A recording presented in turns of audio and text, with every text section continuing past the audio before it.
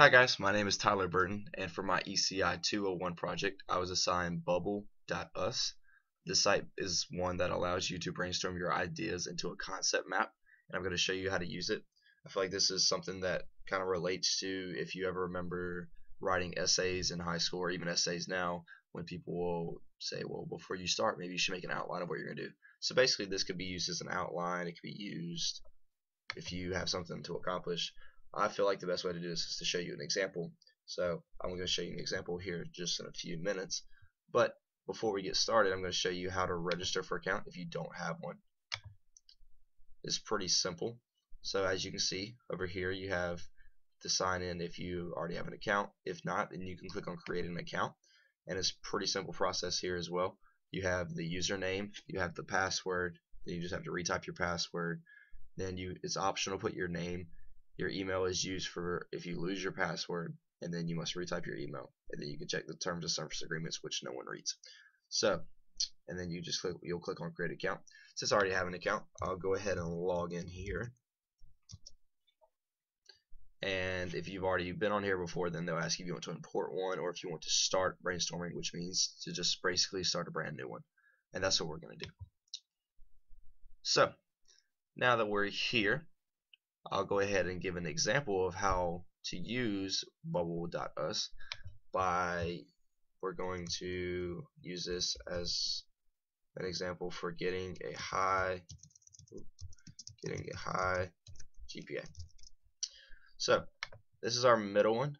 To kind of distinguish it from everything else, you can see that you can change the color, you can change the size.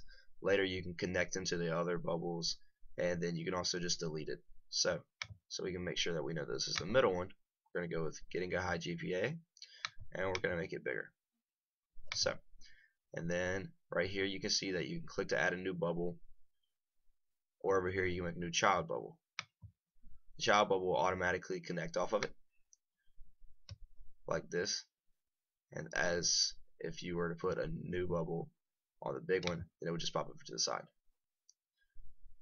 So we're going to delete, hopefully we're going to delete the child bubble, and we'll just use these and move them around. So to get a high GPA, I feel like one thing that is pretty self-explanatory you must study, huge key, and we'll leave that there, and then we can make it connect. Well, let's see, probably looks better if we'll connect it from here. You have to hold it down. Let's hold down the clicker, and once it highlights you can let go, and boom, just like that. So we'll put a couple more things on here for what you should do to maintain the high GPA. Use your campus resources. As my job as an RM, I'm always entitled to tell students about that over here in the first year college village. So there's another one they can use. Let's see, we'll move this bubble down here, kind of keep them in a pattern. Another thing you can do is pay attention in class. Can't fall asleep and get a good GPA, so pay attention in class. That's a huge one, and we're going to connect it as well. And we'll put about 2 or 3 more just to kind of complete the circle, or well, half circle.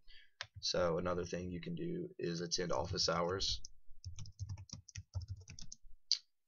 Attending office hours is obviously a good key of a way to maintain good grades, getting that personal connection with your professors. And let's add one more in here. Let's go with going to the library. I feel like that's something that's pretty self-explanatory as well. You can go in there and use all the resources in there, and also just study in there in some quiet spaces. So right now I have my bubble.us concept map kind of completed.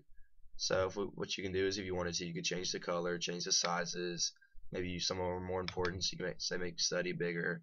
Maybe you think office hours is really important, make that one bigger. You can change the color of them if you want. Change this one to blue. We'll change this one to purple. We can change this one, make this one a little bit of an orange color. we'll leave that one, and then we can change this one to a nice green color. So you can add some nice little color to it and all that. That's really nice. So when you're completed with your assignment, you can go over here to save, which it auto saves, or you can save a copy as, and then it'll ask you what you want to name it. So we're going to call this Getting a High GPA Concept Map, and we'll click save. And now this has been saved to my bubble.us account. So we're going to click on that and say, for an example, that I would like to share. It will give me a read-only link, which will pop up right here, https bubbles.us, and then a bunch of different numbers and letters. And this will, I can click copy, and I can enter it to up to 20 email addresses. So for example, I could send it to myself if that's what I chose to do so. And if I wanted to enter any additional information, say this is helpful to any student needing study tips. So, and then I could send the link and close it, or I can open a new tab, and when I do that, I copy and paste the link and it pulls up my concept map. So, and then you can also print it, you can undo, you can zoom in on it, all that good stuff as well. So now that we're getting close to the end of this presentation, I wasn't really sure what bubble.us was before I went to the site, which I feel like was kind of the point of the assignment. I think that this was something that was really useful, and I thought it worked well. I was a little, it took me a few minutes to figure out exactly what it was supposed to do, and then I was like, once I started understanding, I kind of figured that it was a great resource to use. I remember that we did a concept map earlier in one of our assignments, and I feel like that this would have been a great way to do it as well if we had known about it. I definitely like the fact that it's easy to use. It's an easy setup, and I think that that's really convenient. As far as dislikes goes, I guess for dislikes, maybe that it's not a little, I guess organization is in you, but maybe that's not real organized. Maybe something that we could say that we don't like about it necessarily would be that it's not well known.